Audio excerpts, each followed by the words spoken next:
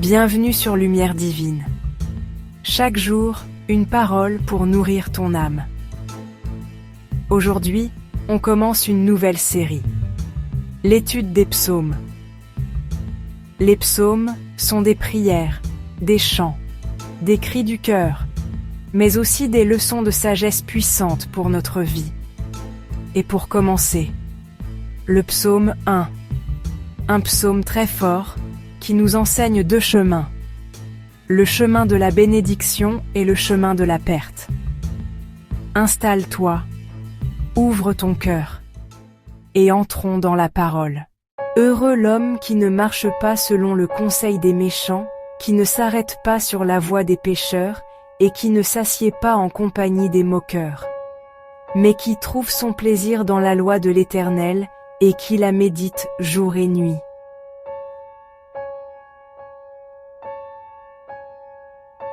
Il est comme un arbre planté près d'un courant d'eau, qui donne son fruit en sa saison, et dont le feuillage ne se flétrit point.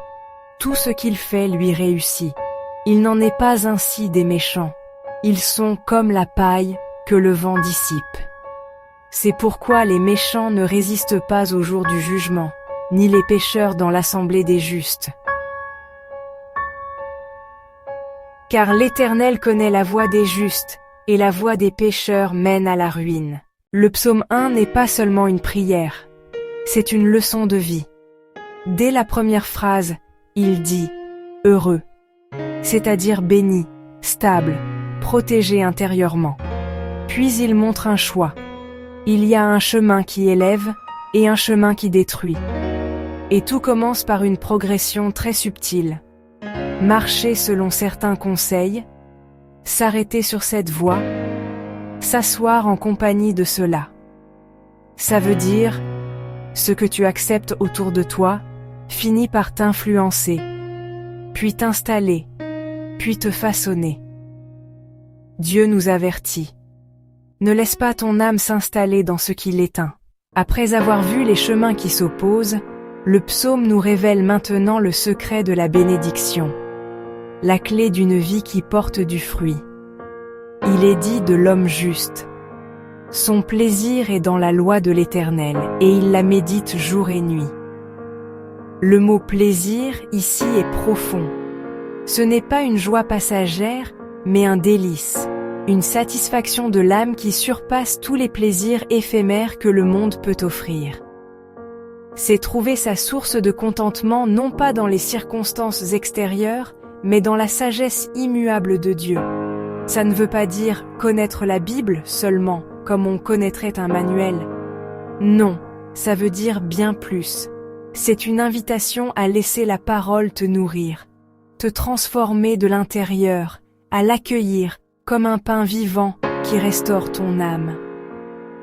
Mais comment faire concrètement ? Le texte dit qu'il la médite. Méditer, ce n'est pas faire le vide, mais faire le plein de la présence de Dieu. C'est un processus actif, intentionnel. C'est d'abord relire le passage lentement, plusieurs fois, en laissant chaque mot résonner. C'est ensuite ruminer, comme un animal qui mâche longuement sa nourriture pour en extraire tous les nutriments. On tourne et retourne la parole dans notre esprit. Puis, c'est répéter une phrase, un mot qui nous touche, le garder sur nos lèvres et dans notre cœur tout au long de la journée. Cette pratique simple ancre la vérité en nous. Parce que ce que tu mets dans ton esprit, ce que tu choisis de contempler, devient ton état intérieur. Tes pensées façonnent tes émotions, tes décisions, et ultimement, ta vie. Et voilà l'image la plus forte du psaume, la conséquence de cette méditation. Il est comme un arbre planté près d'un courant d'eau. Remarquez bien, il est planté. Il n'a pas poussé là par hasard. C'est un acte intentionnel, une décision de s'enraciner au bon endroit. Un arbre n'est pas protégé parce qu'il n'a pas de tempête. Au contraire, les vents violents peuvent de même renforcer ses racines. Il est protégé parce qu'il a des racines profondes et qu'elles sont connectées à une source de vie inépuisable. Et ces racines boivent constamment dans l'eau. Cette eau, c'est la présence de Dieu qui coule à travers sa parole. C'est la sagesse divine qui nous guide. C'est la communion intime avec le Créateur. En nous abreuvant à cette source, nous devenons stables, résilients, capables de traverser les saisons sèches et les orages de la vie sans nous dessécher, portant du fruit en notre saison. Le psaume 1 nous présente maintenant une image saisissante, un contraste puissant qui résume tout ce que nous avons exploré. Il compare deux destins, deux manières radicalement différentes de traverser l'existence.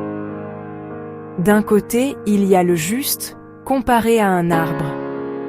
De l'autre, le méchant, assimilé à de la paille. Attardons-nous d'abord sur cette paille. C'est la balle, l'enveloppe légère et sèche du grain de blé, ce qui est séparé et jugé sans valeur lors du vannage. Elle est incroyablement légère, sans substance, sans racines pour la retenir au sol. Sa seule destinée est d'être emportée par le moindre souffle de vent. Elle n'a aucune volonté propre, aucune direction. Elle flotte au gré des courants d'air, tourbillonnant sans but avant de retomber, puis d'être soulevée à nouveau. C'est une métaphore profonde pour une vie déconnectée de sa source, déconnectée de Dieu. Une telle vie peut sembler libre, sans contrainte, mais elle est en réalité fragile, instable. Elle est à la merci des circonstances, des opinions changeantes, des modes passagères, des crises inattendues. Le psaume ne dit pas que cette personne est intrinsèquement mauvaise, au sens où nous l'entendons souvent. Le problème est plus profond. C'est une question de substance, de profondeur. Une vie sans ancrage spirituel est une vie sans poids, sans consistance. Elle manque de la force intérieure qui permet de résister aux tempêtes. Et c'est là que réside l'enseignement fondamental de ce passage. La véritable stabilité, la résilience face aux épreuves, la capacité à non seulement survivre mais à prospérer, ne dépendent pas de la chance, des circonstances favorables ou de notre propre force limitée.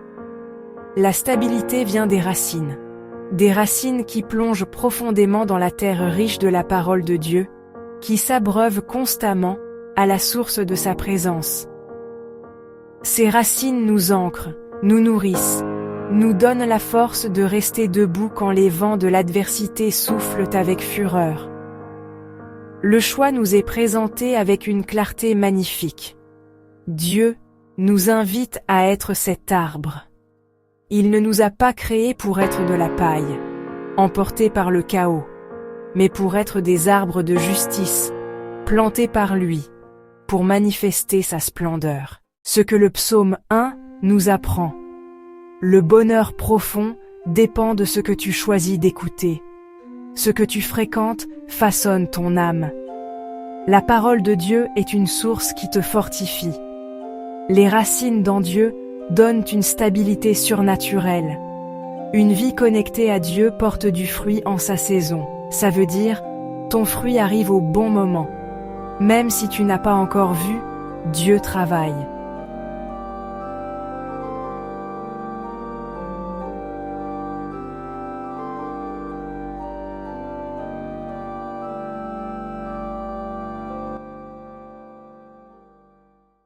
Seigneur, fais de moi un arbre. Donne-moi des racines profondes. Aide-moi à choisir la sagesse, à aimer ta parole, à méditer ce qui me nourrit. Je refuse d'être emporté par le vent. Je veux marcher dans ta bénédiction. Au nom de Jésus, Amen. Aime la vidéo et abonne-toi.